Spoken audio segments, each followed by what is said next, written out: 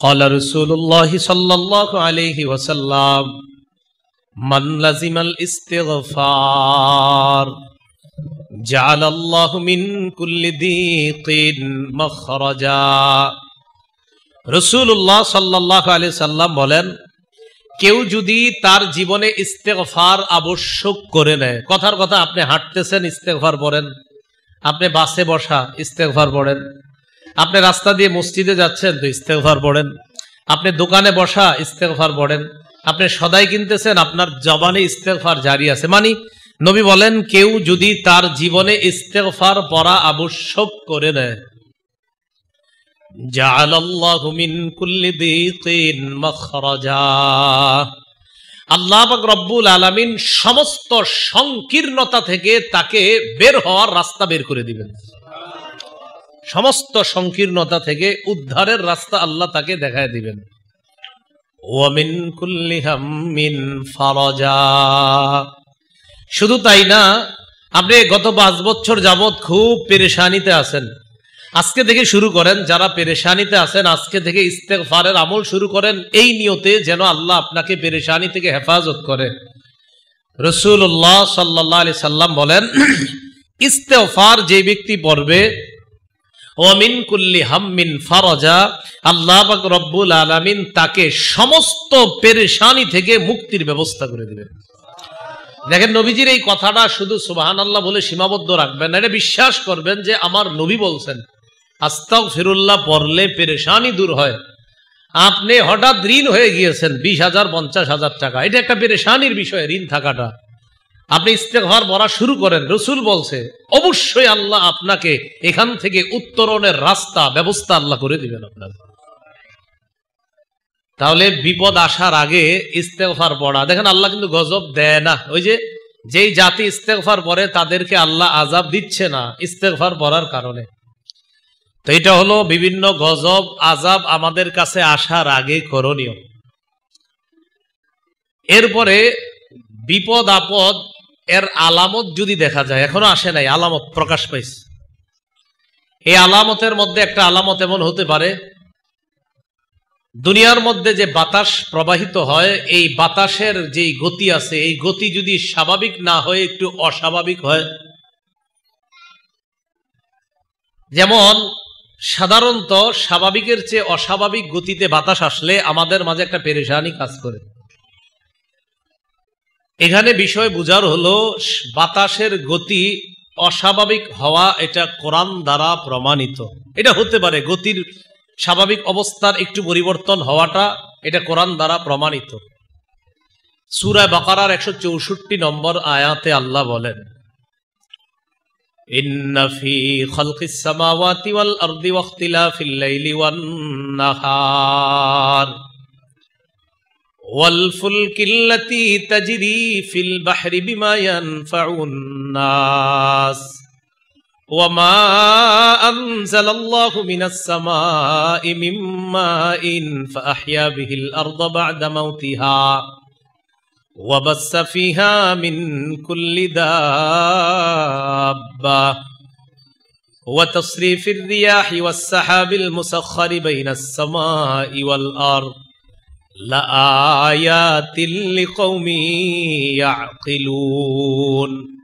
আল্লাহ বলেন, আসমান এবং জমিনের সৃষ্টির মাঝে, রাত এবং দিনের পরিবর্তনে, বলেন রাতের পরে দিন, দিনের পরে রাত, এটা কে ঘটায়? আল্লাহ বলেন, কুল আরাআইতুম ইন জাআলাল্লাহু আলাইকুমুল লাইলা সারমাদান ইলা ইয়াউমিল কিয়ামাতি মান ইলাহুন গায়রুল্লাহ ইয়াতিকুম বিদিয়াইন আফালা তাসমাউন। নবী আপনি বলেন, তোমরা কি লক্ষ্য করেছো আল্লাহ পাক রব্বুল আলামিন যদি আলাইকুমুল লাইলা সারমাদা, এই রাতকে যদি আল্লাহ সারা জীবন রাত রেখে দেয়, তো বলো আল্লাহ ছাড়া কে আছে এই রাতকে আলোকিত করবে, দিনে রূপান্তরিত করবে? আছে কেউ?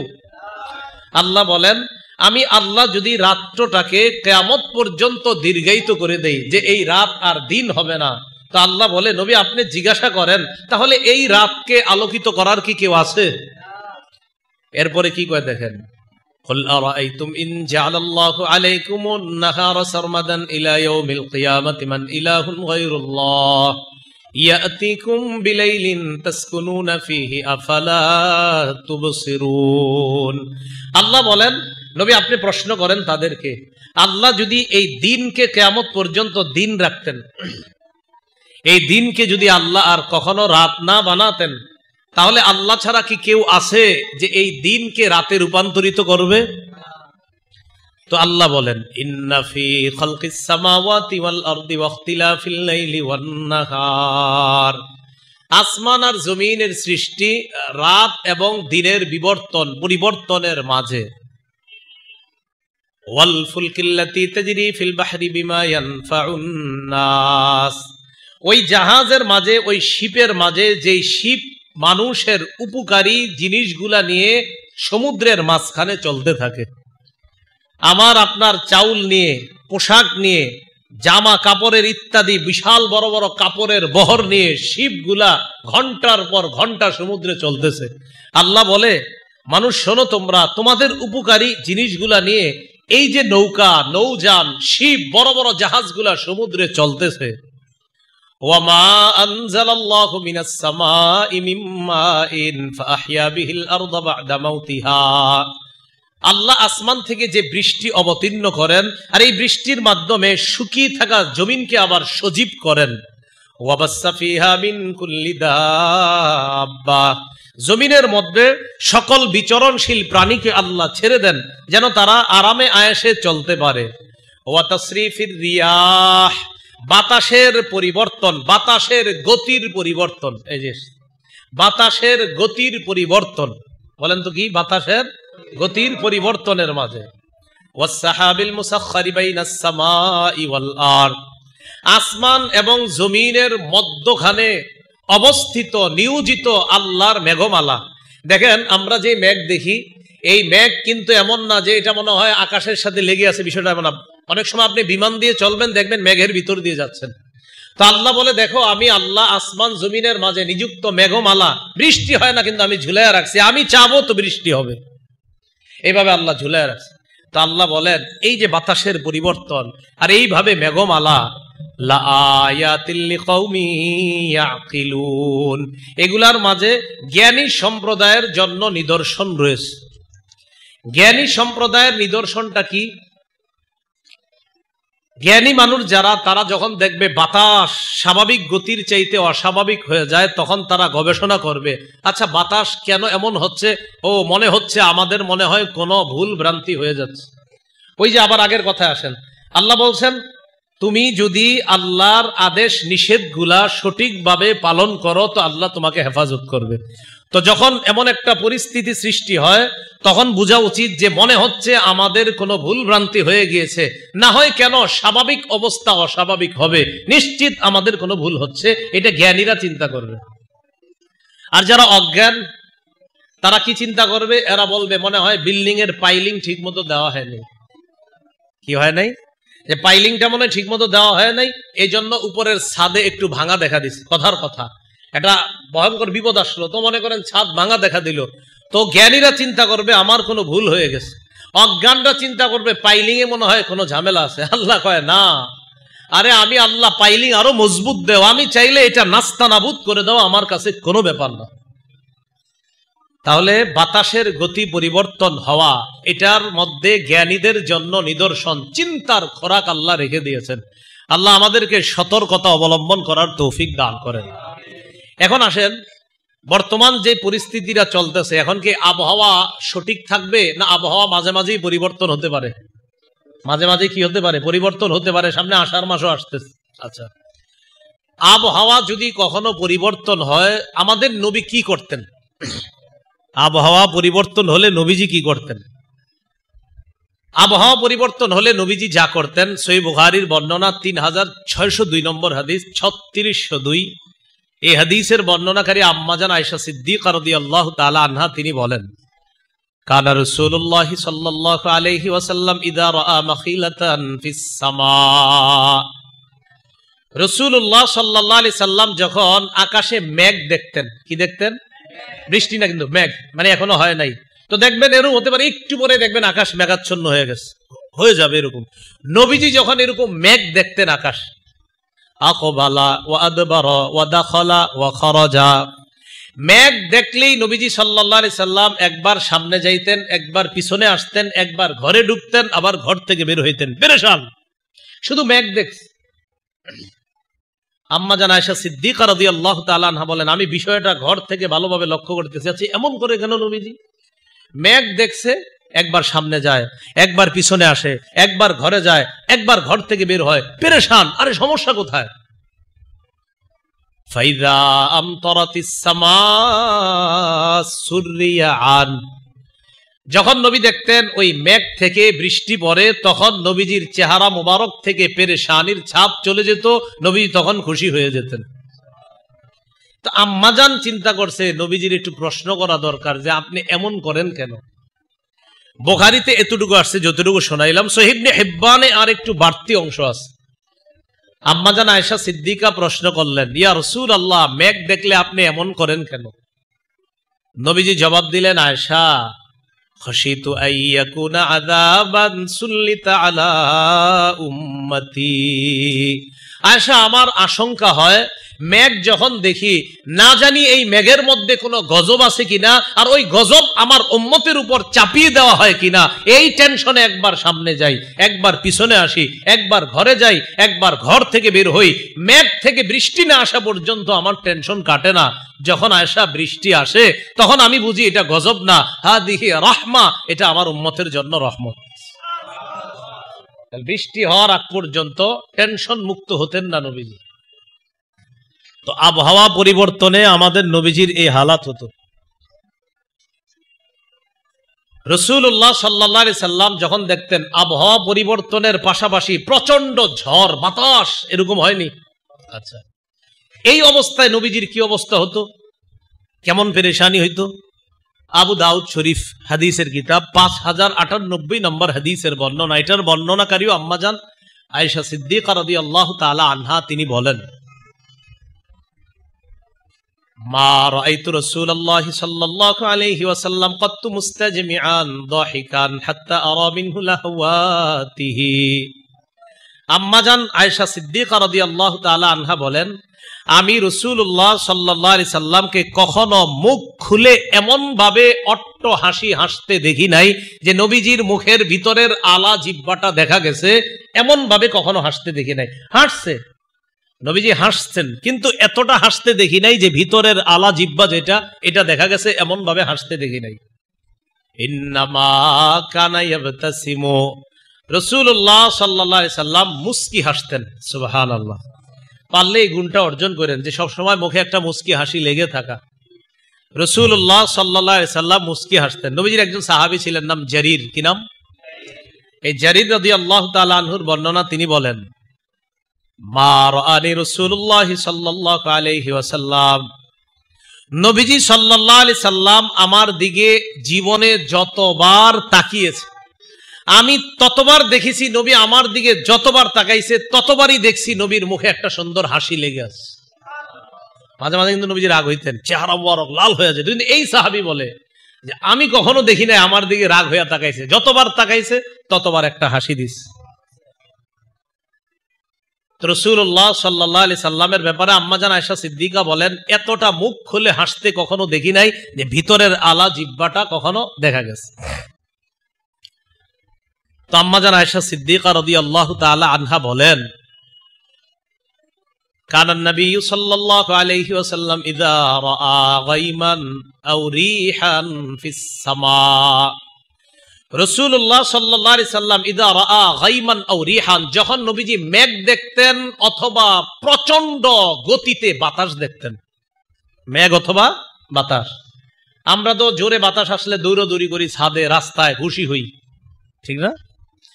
নবীজি যখন প্রচন্ড বাতাস দেখতেন আর মেঘ দেখতেন, উরিফা যালিকা ফি ওয়াজহিহি, আল্লাহর নবীর চেহারা মুবারকটা পরিবর্তন হয়ে যেত, চেহারার মধ্যে পেরেশানির ছাপ দেখা যাইত। আম্মাজান আয়েশা সিদ্দিকা রাদিয়াল্লাহু তাআলা আনহা বলেন, ইয়া রাসূলুল্লাহ, আন-নাসু ইযা রাআউল গায়মা ফারিহু রাজা আইয়াকুনা ফিহিল মাতার। ইয়া রাসূলুল্লাহ, মানুষ যখন মেঘ দেখে তখন মেঘ দেখা খুশি হয় এই কারণে যে একটু পরে এই মেঘ থেকে বৃষ্টি আসবে, মানুষ খুশি হয়। আর আপনি পুরা ভিন্ন। আরাকা, আমি আপনাকে দেখি, ইযা রাআইতাহু, যখন আপনি মেঘ দেখেন, উরিফা ফি ওয়াজহিকাল কারাহিয়া, আপনার চেহারার মধ্যে একটা পেরেশানির ছাপ দেখা যায়। ঘটনা কি? সব মানুষ খুশি হয় আর আপনি পেরেশান হন। মানুষ খুশি হয়, আমরা কিন্তু হই হুল্লোড় করি, খুশি হই, প্রায় অনেকেই খুশি হয়, হই হুল্লোড় করে, পাঞ্জাবি টাঞ্জাবি সব খুইলা সাথে দাঁড়ায় থাকে, একটু পরে একটা ভাবসাব নিবে, কথার কথা। আম্মাজান আয়েশা সিদ্দিকা রাদিয়াল্লাহু তাআলা আনহা বলেন, সবাই মেঘ দেখলে খুশি হয় যে একটু পরে বৃষ্টি হবে, আর আপনি মেঘ দেখলে আপনার চেহারা মুবারক এমন হয় কেন? ফাকালা রাসূলুল্লাহ সাল্লাল্লাহু আলাইহি ওয়াসাল্লাম, মা ইউআম্মিনুনি আন ইয়াকুনা যালিকা ফীহি আযাব ক্বাদ উযযিবা কওমুন বিররিহ। আয়েশা, এই নিশ্চয়তা আমারে কে দিবে যে এই মেঘের মধ্যে আযাব নাই? এই নিশ্চয়তাটা আমারে কে দিবে বলো? যদি এটার মধ্যে কোনো আযাব থেকে থাকে, এই বাতাসের মধ্যে যদি কোনো আযাব থাকে। আয়েশা, জানো আমি এটা কেন বললাম? এক জাতি ছিল দুনিয়াতে যাদেরকে বাতাস দিয়ে ধ্বংস করা হয়েছে। কি দিয়ে? এই জন্য নবীজি বাতাস দেখলে পেরেশান হয়ে যেতেন যে এটা কিনা আবার গজব কিনা। তখন নবীজি বললেন, রাআ কওমুন আল আযাব, এক সম্প্রদায় আযাব দেখছে। আযাব দেখার পর ফাকালু হাযা আরিদুম মুমতিরুনা। এই সম্প্রদায় দ্বারা কারা উদ্দেশ্য মনে রাখবেন? আদ সম্প্রদায়, হুদ নবীর জাতি, আদ সম্প্রদায় উদ্দেশ্য। সূরা আহকাফের 24-25 নম্বর আয়াত, 26 নম্বর পারায় আল্লাহ পাক রব্বুল আলামিন তাদের ব্যাপারে বলেন, ফালাম্মা রাআউহু আরিদাম মুস্তাকবিলা আউদিয়াতিহিম ক্বালু হাযা আরিদুম মুমতিরুনা। হুদ নবী তাদেরকে দাওয়াত দিলেন। দাওয়াত দেওয়ার পর ওই জাতি হুদ নবীরে বলল, হুদ, তুমি যে আমাদেরকে দাওয়াত দাও, ইন্না লানারাকা ফি সাফাহা, আমরা তোমার মাঝে নির্বুদ্ধিতা দেখতেছি, তোমাকে আমরা একজন বোকা মনে করি। দাওয়াত দিছে কি মনে করে? তোমারে আমরা বোকা মনে করি। আর ওয়া ইন্না লানাযুন্নুকা মিনাল কাযিবিন, নাউযুবিল্লাহ, আমরা তোমাকে মিথ্যাবাদী মনে করি। আদ জাতি, হুদ নবীর জাতি দাওয়াত দেওয়ার পর তারা বলল, আমরা তোমারে মিথ্যাবাদী মনে করি। এই কথা বলার পর হুদ আলাইহিস সালাতু ওয়াস সালাম বললেন, ইয়া কওমি লাইসা বি সাফাহা, ও আমার সম্প্রদায়, আমার মাঝে কোনো নির্বুদ্ধিতা নেই। ওয়ালাকিন্নী রাসূলুম মির রাব্বিল আলামিন, আমি বিশ্ব জগতের রবের পক্ষ থেকে একজন বার্তাবাহক, একজন প্রেরিত রাসূল। উবাল্লিগুকুম রিসালাতি রব্বি, আমি শুধুমাত্র আমার রবের দায়িত্ব তোমাদের কাছে পৌঁছায়া দেই। ও আনা লাকুম নাসিহুন আমিন, আমি তোমাদের জন্য একজন বিশ্বস্ত কল্যাণকামী। আমি তোমাদের জন্য একজন বিশ্বস্ত কল্যাণকামী। মনে রাখবেন, সারা পৃথিবীর হক্কানি উলামায়ে কেরাম জাতির কল্যাণকামী। সারা পৃথিবীর হক্কানি যত উলামায়ে কেরাম আছে, ইমাম আছে, খতিব আছে, যারা সবাই জাতির কল্যাণকামী। বলেন, জাতির কি কল্যাণকামী? হুদ নবী বললেন, আমি তোমাদের একজন কল্যাণকামী, আমি মিথ্যা কথা বলছি না। তো এই কথা বলার পর তারা পাল্টা চ্যালেঞ্জ করলো। হুদ নবী বললেন, দেখো, আমার কথা না মানলে গজব আসবে। এই জাতি কি কয় জানেন? কয়, ঠিক আছে, যদি এরকমই হয়, যদি গজব এসেই আমাদের উপরে আল্লাহ গজব দিবে বলে তোমার মনে হয়, তো আল্লাহরে বলো গজব দিতে। আল্লাহরে বলো। হুদ নবী তাদেরকে জানায়া দিলেন, শোনো, আল্লাহ তোমাদেরকে অলরেডি গজব দিবে, গজব আসতেছে। তো ফালাম, এইবার দেখেন সূরা আহকাফের 24 নম্বর আয়াতে আল্লাহ কি বলেন, ফালাম্মা রাআউহু আরিদাম মুস্তাকবিলা আউদিয়াতিহিম, এরা একদিন দেখে তাদের ঘরের উপত্যকা, তাদের টিলাগুলা, ওই টিলাগুলার মধ্য থেকে বাতাস প্রবাহিত হচ্ছে, হালকা বাতাস, আর আকাশে এরকম মেঘ মেঘ দেখা যাচ্ছে, আর বাতাস আসছে। এখন তারা কি বলল? হাদা আরিদুম মুমতিরুনা, বাতাসে মনে হচ্ছে একটু পর আমাদেরকে বৃষ্টি দিবে। এটা তো রহমতের বাতাস, এটা তো কোনো খারাপ না, এটা তো ভালোই লাগতেছে। এরা কারা বলল? আদ জাতি। হুদ নবী তাদেরকে বললেন, বাল হুয়া মাস্তাজালতুম বিহি, এটা বাতাস না গজব, একটু পরে বুঝবা। এটা হলো সেই গজব, যে গজব তোমরা ত্বরান্বিত করেছো, যেটা তোমরা চেয়েছো দ্রুত। রিহুন ফিহা আযাবুন আলীম, এটা এমন বাতাস যে বাতাসের মধ্যে যন্ত্রণাদায়ক শাস্তি আছে। নাউজুবিল্লাহ। তাহলে দেখেন আয়াতে কি আসলো, বাতাসে যন্ত্রণাদায়ক শাস্তি। এই কথা বলার পর জানায়া দিলেন তুদাম্মিরু কুল্লা শাইইন বিআমরি রাব্বিহা, আল্লাহর হুকুমে এই বাতাস সবকিছুকে ধ্বংস করে দিবে। ফাসবাহু লা ইউরা ইল্লা মাসাকিনুহুম, ফলে তারা এমন হয়ে গেল যে তাদের ঘর বাড়িগুলা ছাড়া আর কিছুই দেখা যাচ্ছে না, সবাইরে ধ্বংস করে দিছে। কারা?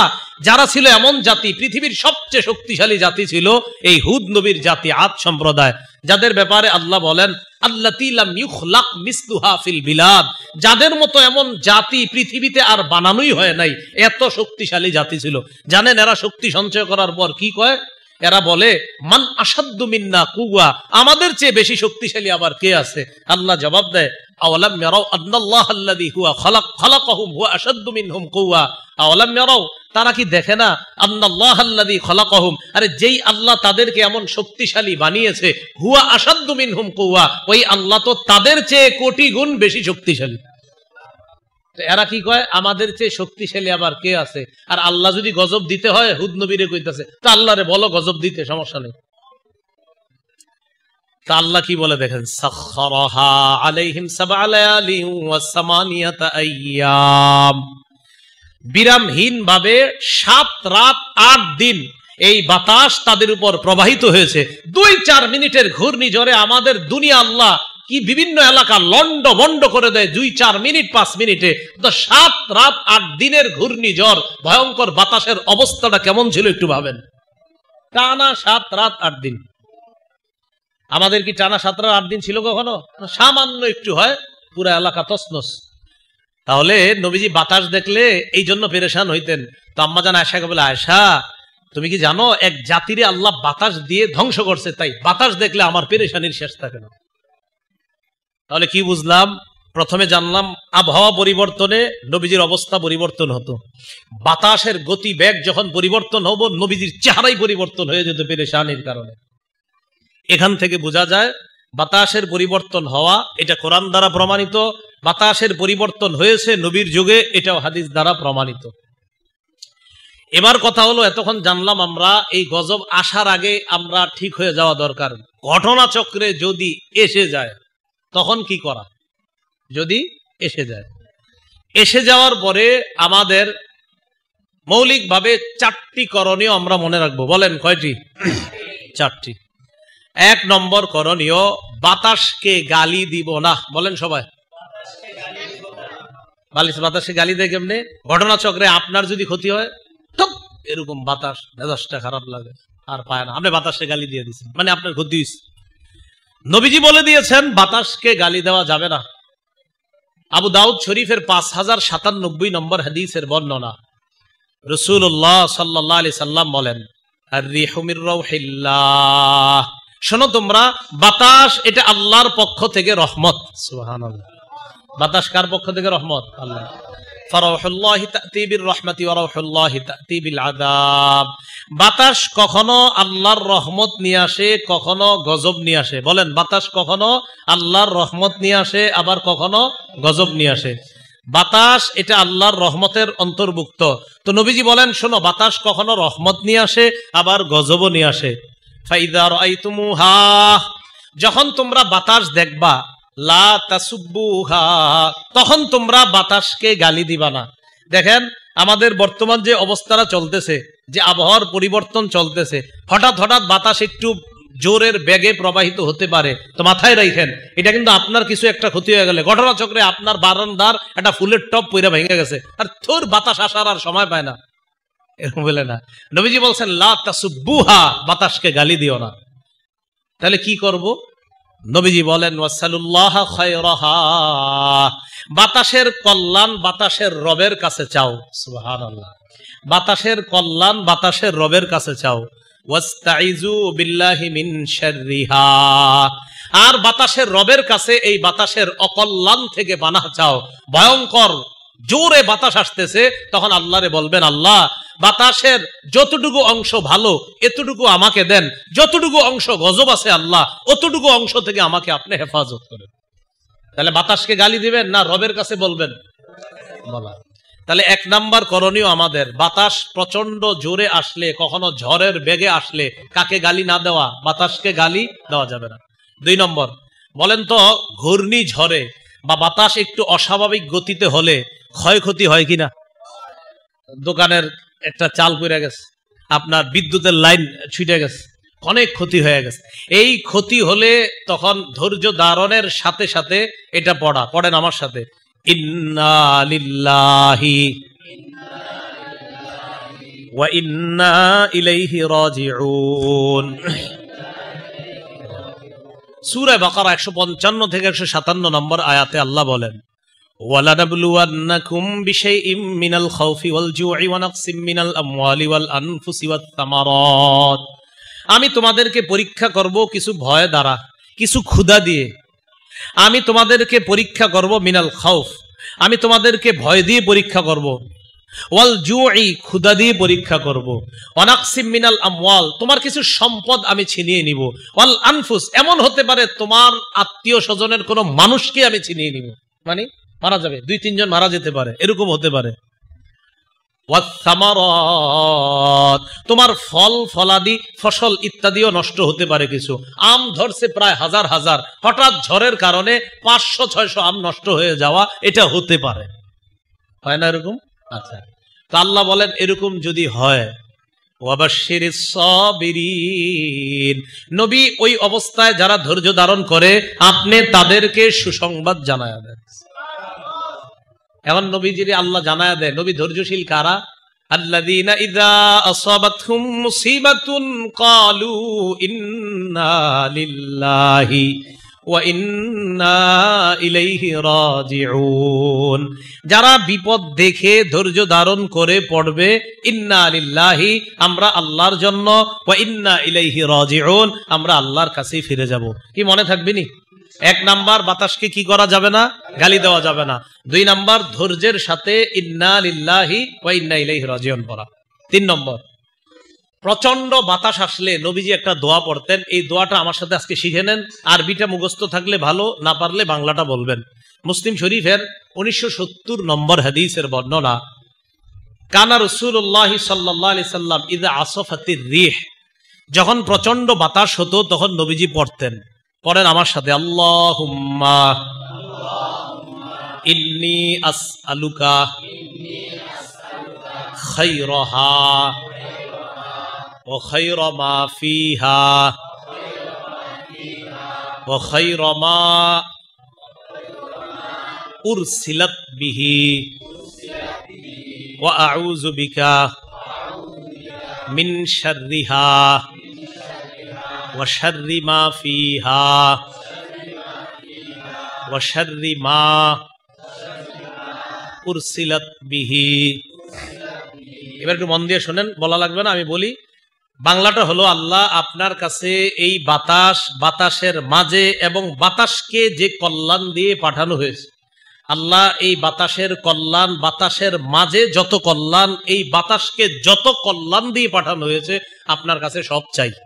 আল্লাহ এই বাতাসের অকল্যাণ, এই বাতাসের মাঝে ভিতরে যত অকল্যাণ, এই বাতাসকে যত অকল্যাণ দিয়ে পাঠানো হয়েছে সবগুলা থেকে আপনার কাছে পানা আছে।